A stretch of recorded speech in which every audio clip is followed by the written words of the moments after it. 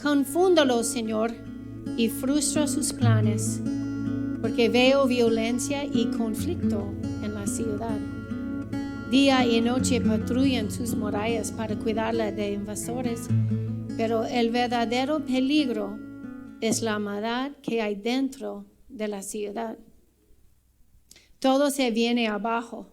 Las amenazas y el engaño abundan por las calles.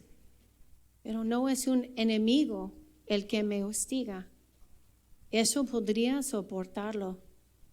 No son mis adversarios los que me insultan con tanta arrogancia. De ellos habría podido esconderme. En cambio, eres tú, mi par, mi compañero y mi amigo íntimo. Cuánto compañerismo disfrutábamos cuando caminábamos juntos hacia la casa de Dios. Fuerte, ¿verdad? Fuerte. Puedes sentir el peso de eso. ¿Cuántos aquí han sido decepcionados por alguien cerca? Posible alguien adentro de la iglesia. Hoy continuamos con nuestra serie antes de perder la esperanza y vamos a hablar hoy sobre dolor de la iglesia. Cuando en vez de ser un lugar de refugio, la iglesia se han sido un lugar o una fuente de heridas en tu vida. Todos hemos experimentado decepciones en relaciones, pero están aún peor cuando pasa de alguien adentro de la iglesia. Yo he hablado con muchas personas sobre dolor en la iglesia y casi me entienden de inmediato.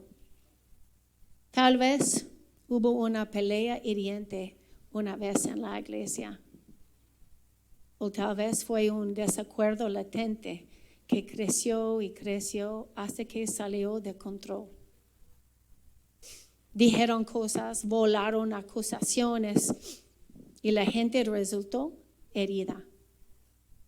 En cualquier caso, hubo algún tipo de incidente. Algo pasó y desde entonces no ha sido lo mismo. Probablemente las cosas fueron buenísimas en el principio. Te uniste a una iglesia, encontraste personas con quien puedes pasar la vida, hermanos y hermanas en la fe. Gente que realmente puedes hacer cosas. Tú fuiste decidiste invertirte, fuiste a los como estudios bíblicos, estaba ayudando a las personas, empezaste a ayudar a las personas a aprender los nombres. Realmente estabas completamente adentro. Pero algo pasó y parece que no puedes dejar de repetir las cosas una y otra vez en tu mente. Ahora hay gente que tienes que evitar, sonrisas falsas que tienes que poner, incluso a veces obligarte a asistir a la iglesia. Es probable que tu historia sea muy diferente que la mía, pero el fin son sorprendentemente similar. Alguien se ofendió por algo y salió de control. A veces hay pecados reales involucrados como la infidelidad, abuso espiritual, traición de confianza. Pero otras veces la gente se enoja y sale de la iglesia por la nada, por el color de la alfombra que alguien ha escogido o por la canción que estamos cantando en la iglesia. Pero realmente lo que está pasando es las personas sintieron no visto, no escuchados, empujado hacia abajo por cualquier razón, pero no están disponibles a resolverlos. Entonces las cosas crecen y crecen hasta un punto de uno estalla y sale de la iglesia por la nada. Es triste, pero es muy común. ¿Puede poner la diapositiva, porfa? El daño espiritual ocurre en las iglesias más a menudo de lo que nos gustaría admitir.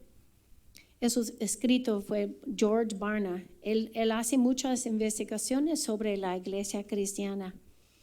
Entre 25 y 30 millones de adultos se mantienen alejados de la iglesia cristiana debido al trato que han experimentado en el pasado por parte del cuerpo local de Cristo. Wow. Muchos, ¿verdad? Stephen Mansfield es un autor que normalmente escribe libros sobre las personas famosas, los cristianos de la fe. Y cuando él estaba viajando a algunos lugares, la gente siempre se aproximaba y quiere decirle sobre su propia historia de dolor de la iglesia, sin saber que él también había experimentado su propio dolor de la iglesia. Él fue expulsado por la iglesia que él pastoreaba por más que 10 años, por cosas triviales. Entonces, cuando él empezó a escuchar historia tras historia de tantas personas, decidió que él quería escribir otro tipo de libro. Un tipo de libro cómo sanar las heridas de la iglesia. Y cuando la gente le estaba preguntando, ¿por qué quieres escribir ese tipo de libro? ¿Sabes escribiendo la historia? Eso es su respuesta. Aquí está. Aquí está. Es que el envenenamiento de las almas a través del dolor de la iglesia nos está matando. Que la causa de Cristo se ve obstaculizado porque el cuerpo de Cristo está magullado. Que la mayoría de los cristianos que conozco creen que han sido agraviados o tienen amigos que sí han sido. Que algunos de esas confesiones han sido de presidentes y primeros ministros sobre los que escribo.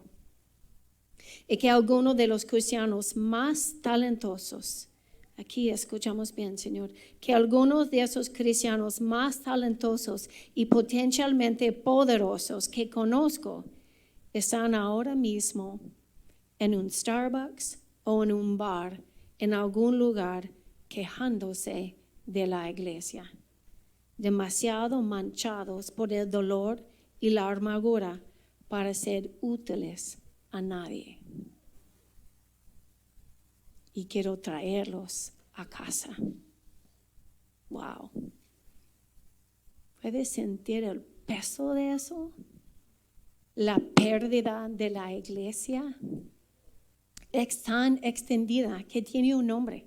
Se llama Ecclesia Exitus, la decisión de retirarse permanentemente de una congregación que había considerado como su hogar de iglesia.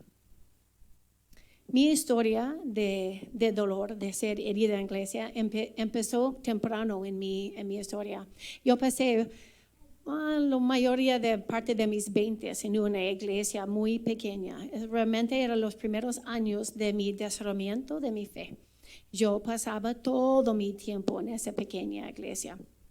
Todos mis hermanos, hacíamos todos ahí. Reemplazamos techos, trabajábamos en los carros, asistía a millones de baby showers, ¿verdad? Yo hacía todo allí. Pero porque yo era realmente joven, no vi o no quería ver realmente las prácticas poco saludables que había infiltrado la cultura de nuestra iglesia. Por ejemplo, había tanto legalismo. Legalismo es solo una manera elocuente de decir que unos estaban juzgando a los demás para ver quién era lo más espiritual. Por ejemplo, después de adoptar mis 3 niños, mi pastor llegó a la casa para visitarme. Allí estaba con mis hijos que tenían 2, 4 y 6 años. Y algunos meses anterior yo había lijado el piso de madera. Entonces allí estábamos y ella me estaba hablando, mis hijos a mi lado. Y uno de mis hijos estaba jugando como un juguete que tenía un bote. Y el parte de abajo estaba un poco afilado. Y cuando yo estaba con ella, yo escuché uno de mis hijos rascando ese piso recién lijado con esa y yo iba a decirle algo y ella me dijo, wow, Kim, ahora entiendo que tú realmente amas a Dios más que amas a tu casa. Y yo estaba, ¿Okay? Es que ahora yo sé que tú amas tus hijos y Dios más porque tú vas a dejar que tus niños jueguen como quieren. Yo no sabía que eso era algo espiritual. ¿Me explico? Entonces yo estaba... Y eso había tan extendida. Yo no podía dejar de asistir a un estudio bíblico. Si yo hubiera perdido un estudio bíblico, oh, wow, es como si yo estaba alejándome de Dios. Y el pastor era un pastor muy dinámico. Él tomaba todas las decisiones. Él decidía quién era dentro y quién no. Quién caminaba con Jesús y quién no. Una de mis amigas en esa temporada de mi vida me dijo que el pastor le había dicho que él tenía que aprobar con quién ella iba a casarse. Y ella no pudo tener un novio que él no había aprobado. Pero la cosa es que uno no puede salir de esa iglesia porque realmente esa iglesia era la única iglesia que realmente servía a Dios, ¿verdad? Entonces, si alguien sale de la iglesia, obviamente tenemos que entregarlos al diablo para aprender algo. Y así era. Pero yo no vi el problema. Así fui yo la que era fuera. Hasta que fui yo. Y en este ambiente bien insaludable, esta iglesia abusiva, es donde fue mi ex esposo, fue infiel adentro de la iglesia. Y la iglesia explotó. A pesar de que fue su error, me culparon, me atacaron, me lanzaron tantas acusaciones y después de salir de la iglesia me persiguieron diciéndome, yo no puedo explicar tantas cosas que pasó ahí. Fue realmente como...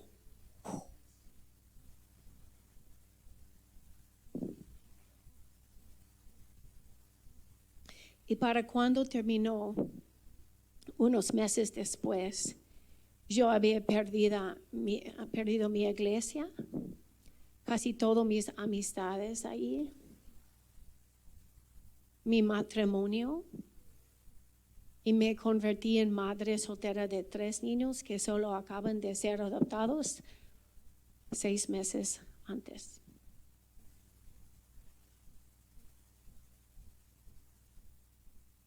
Y eso es cuando empezó la etapa seca de mi vida. Y porque yo no podía dejar de repetir las cosas que me dijeron y siguieron hablando sobre mí.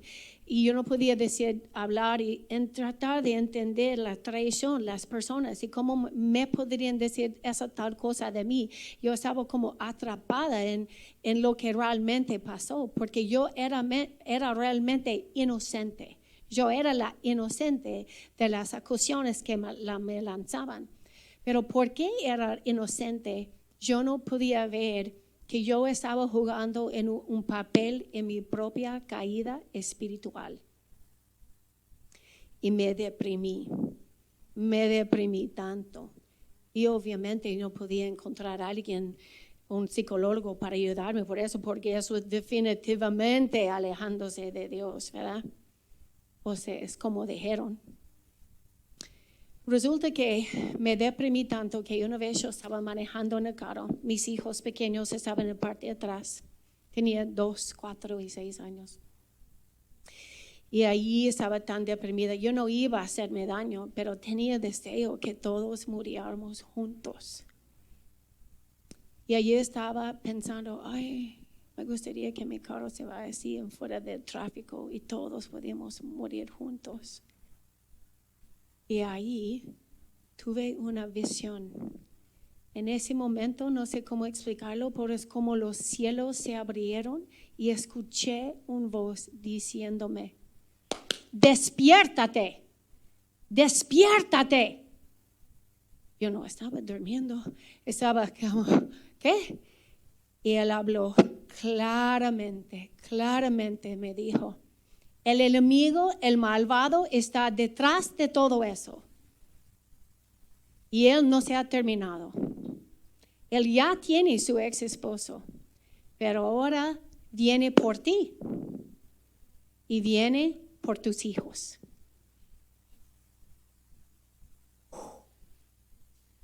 Fue como,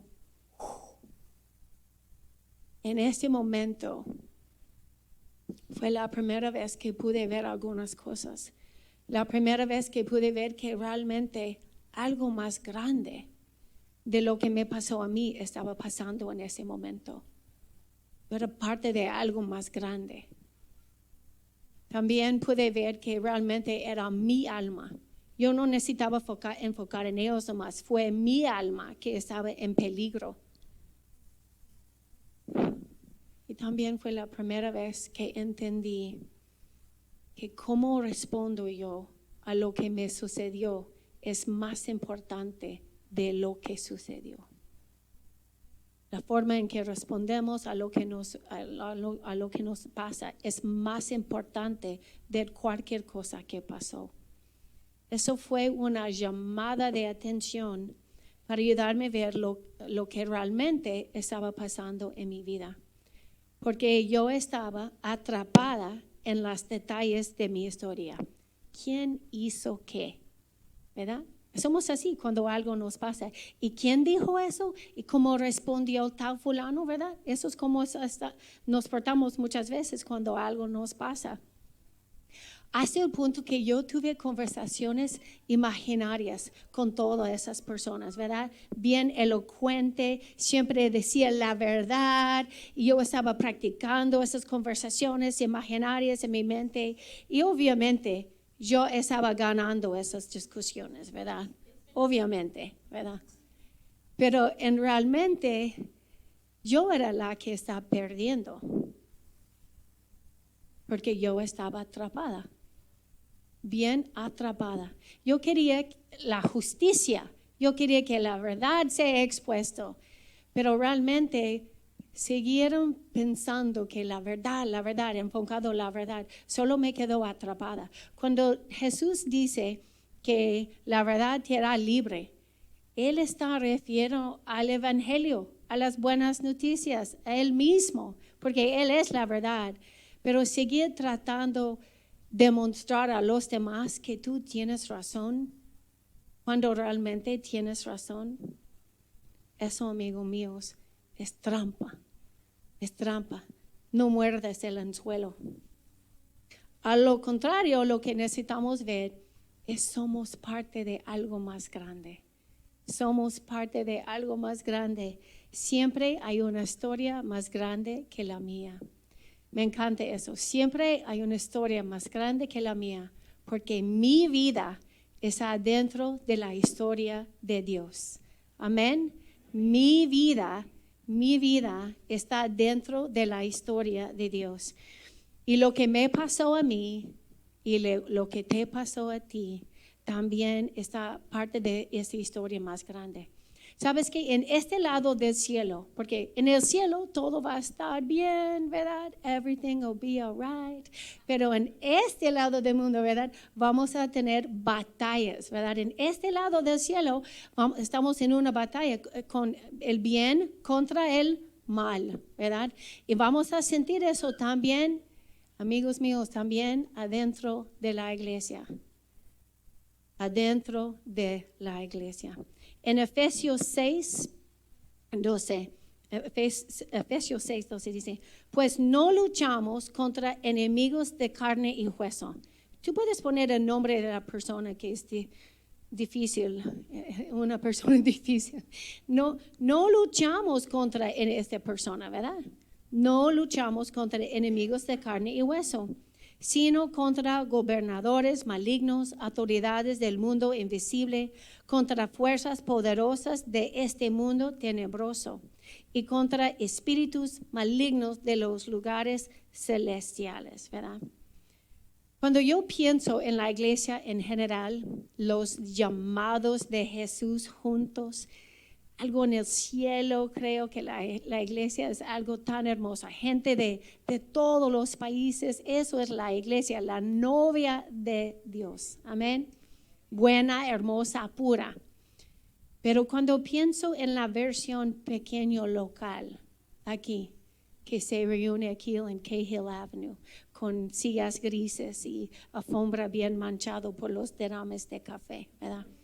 Cuando yo pienso en la iglesia local, aquí es donde podemos ver la plenitud de nuestra humanidad, lo bueno y también lo malo. Estamos llenos de santos, ¿verdad? Santos que oren, adoramos. Ay, ¿quién estaba disfrutando esa adoración, verdad? Wow. Y también si estás enfermo, posible alguien te hace un sopilla de pollo, cosas increíbles juntos como una comunidad. Pero al mismo tiempo estamos llenos de pecadores que beben demasiado, chismorean. Y cuando tratas de hablar con ellos, ellos reaccionan exageradamente al respecto, ¿verdad? Yo no estoy juzgando a nadie, me pongo en el mismo lugar. Adentro de mí hay lo bueno y lo malo, ¿verdad? No somos las únicas que han luchado con eso. Eso ha sido así desde el principio de la iglesia. El rey David, que escribió esos Salmos 55, que me encantan, él también era, ¿qué? Adulterio, asesino. Pablo, cuya predicación salvó 3,000 personas en un día.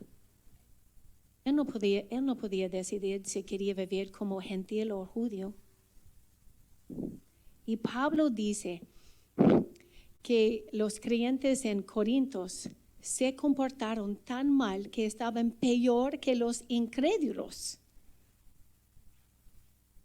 Y Pablo que escribió todos los libros del Testamento Nuevo, Pablo se enojó tanto que Marco había abandonado su viaje, ¿verdad?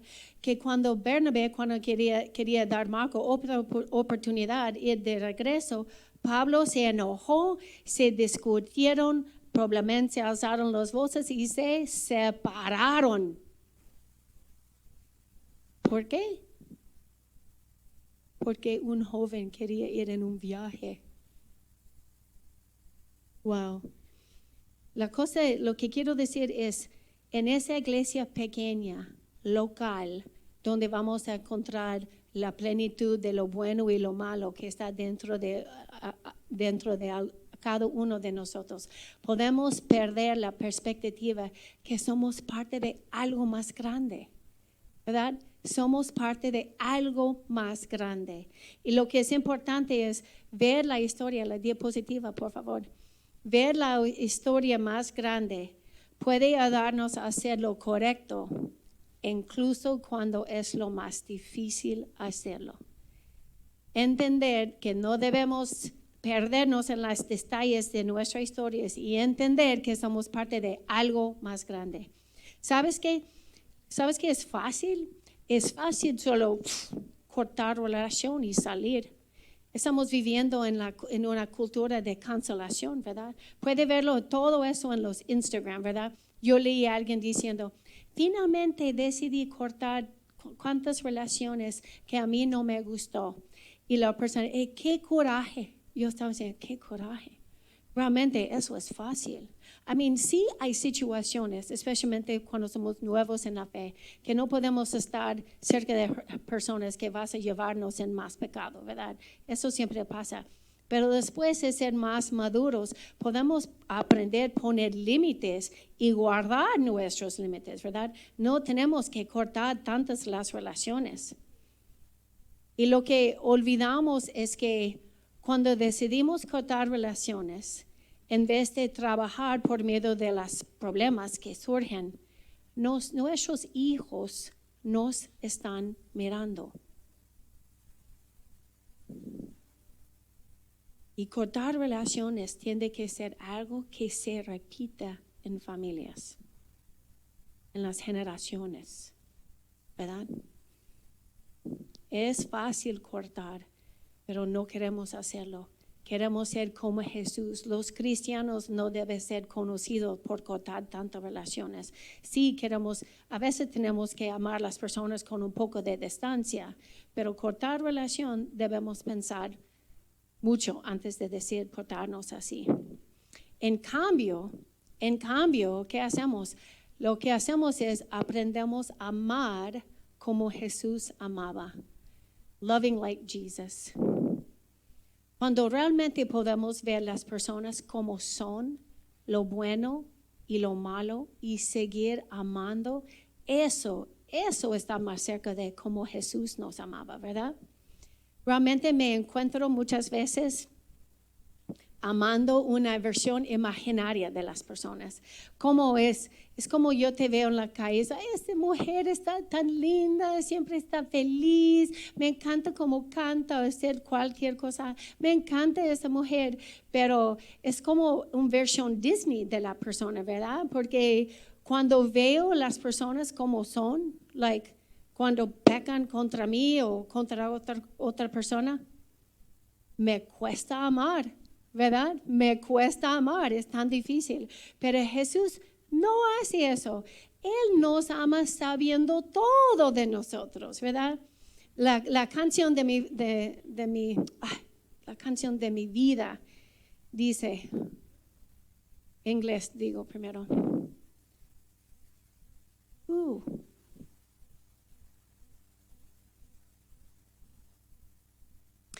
The one who knows me best is the one who loves me most.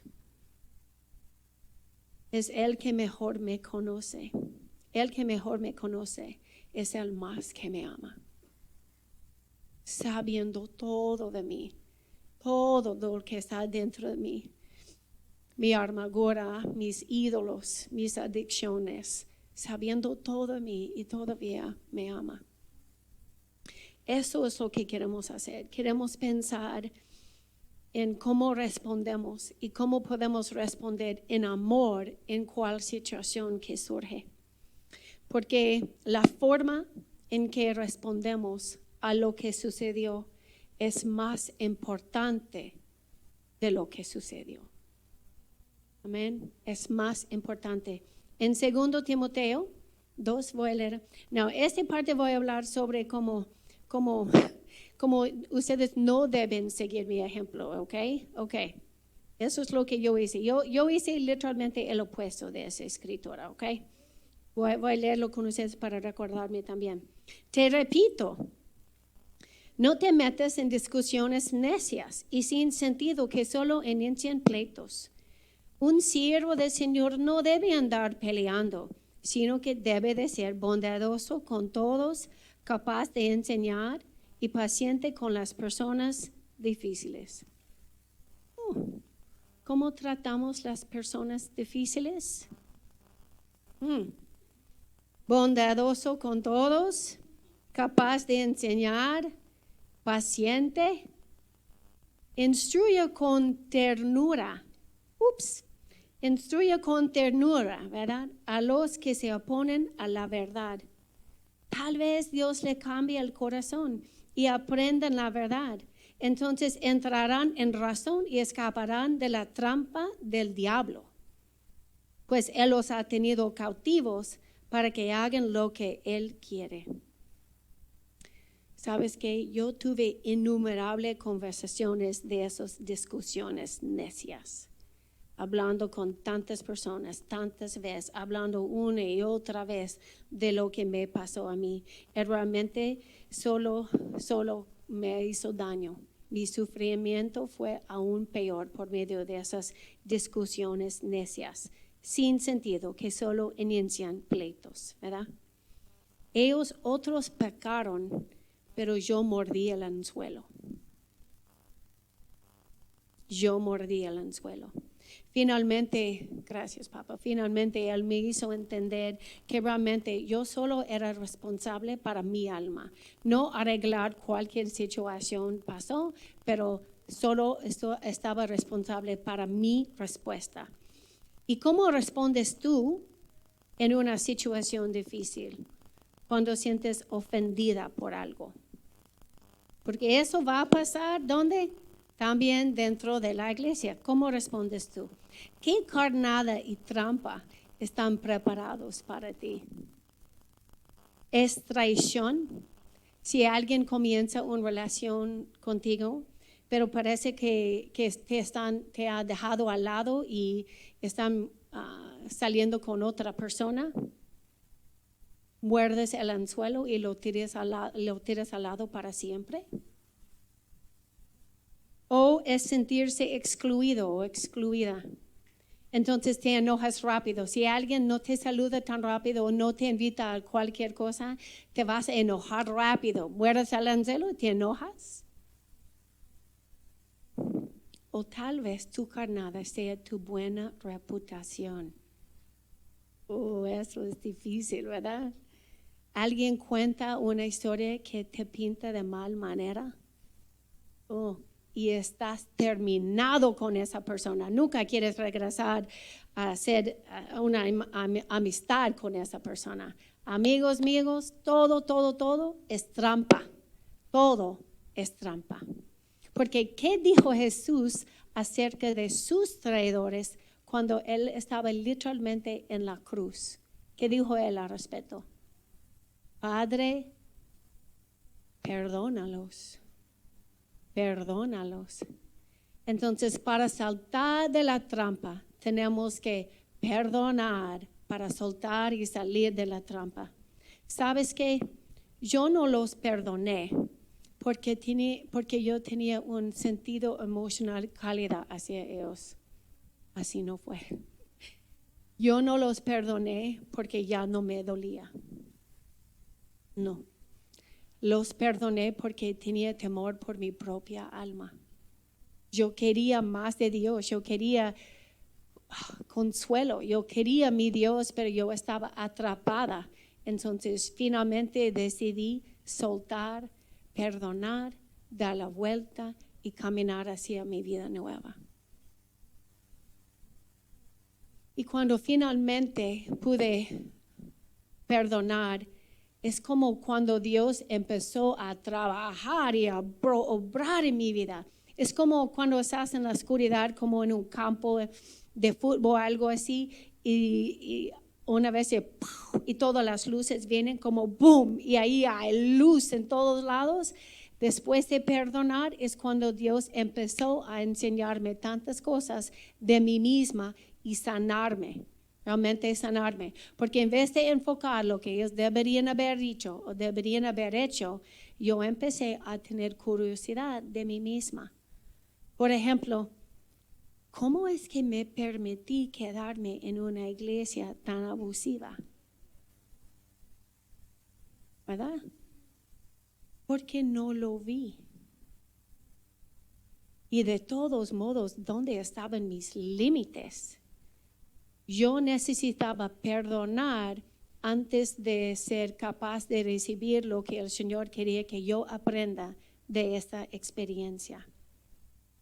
Me gustaría ahora decirles que después de esto perdoné, sané, me regresé a la iglesia y todo estaba bien, pero no fue exactamente así en realidad.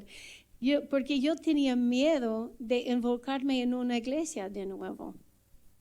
Yo no quería hacerlo. Entonces decidí esconderme un poco. Pero es que me escondí a plena vista porque me escondí adentro de la iglesia.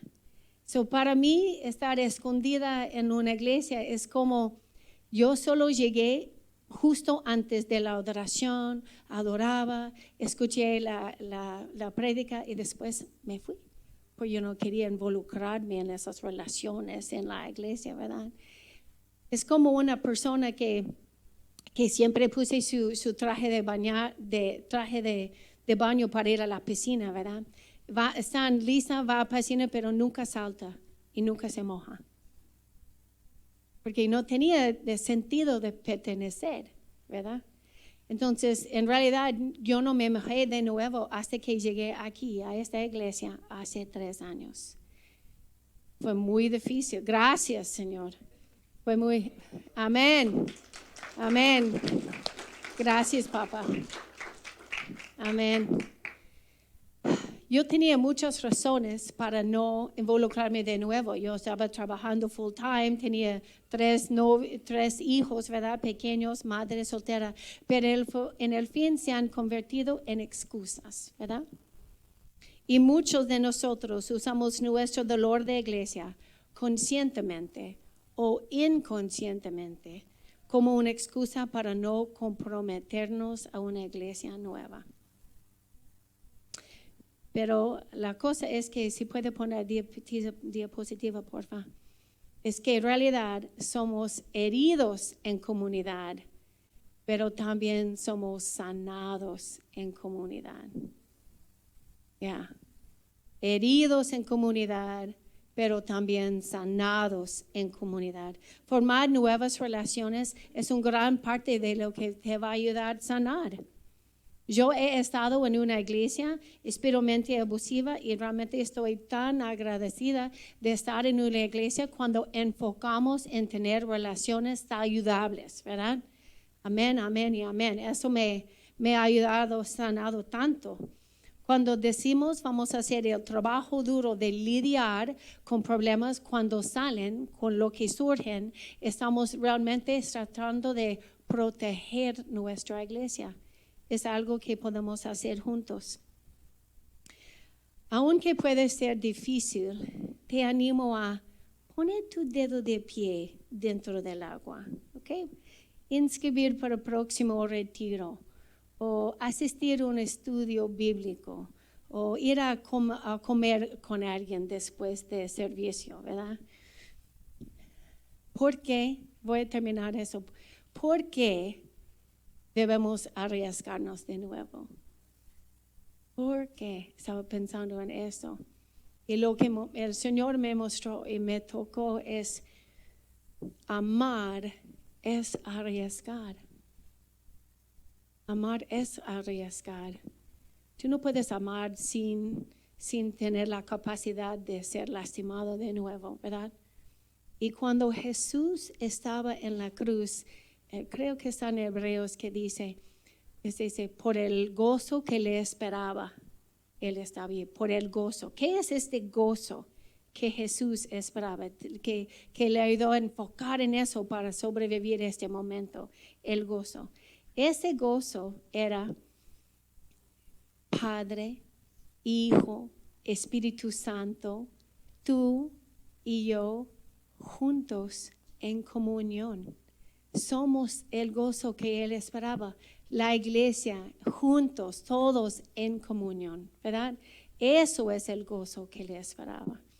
Y porque en el fin, el Padre quiere llevarnos todos a casa de nuevo. Amén.